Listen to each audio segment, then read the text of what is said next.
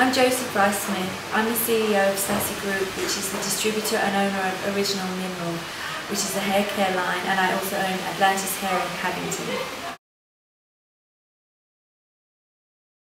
So it all began actually in London, where Alan was working as a hairdresser and I was working in media and marketing. And he always had very bad contact dermatitis. So we actually met in London. He was working in an organic salon for an organic hair guru called Daniel Field. He was the only one who was using this ammonia-free product, and it was the only thing that Alan could use without sending his hands into an absolute frenzy. So in 2000, he decided to come back to Australia to open a salon here, and I came with him. And we brought the colour back mainly for our own salon because, again, he needed it for his hands, and also we wanted to offer it to our clientele. And I saw the marketing potential of having a point of difference. We're in Paddington in a very crowded salon market where there are a lot of very upmarket salons here. We started to get a huge amount of press. We got a little write-up in Vogue first, and then it snowballed and we became a bit of a beauty editor's secret. And they started to come here regularly, and what happened was it generated a huge amount of interest from other salon owners, and they started to call us and say, where can we get this product?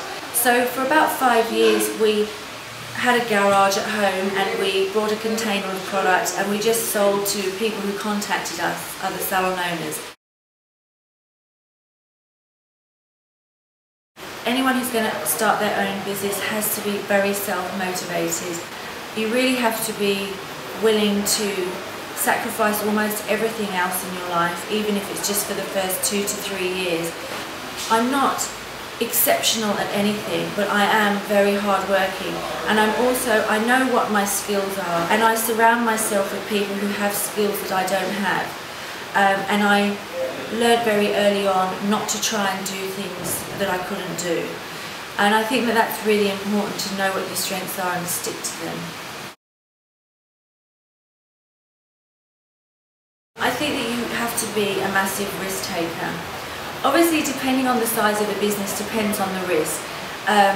To start a hair salon is obviously not the same risk level as starting a colour company, because a product is always going to be much more involved with inventory than a service, and it's always going to be a much bigger capital outlay.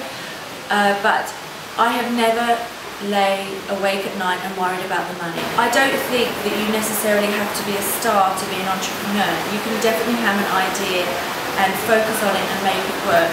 I think that a lot of people think that to have your own business and to have an idea you need a huge amount of funding, but it's not always essential. You actually really just need to work hard, believe in yourself, focus on what you're doing, and don't spread yourself around too thinly that you can't do something well. You've got to focus on what you're doing and try and do that well.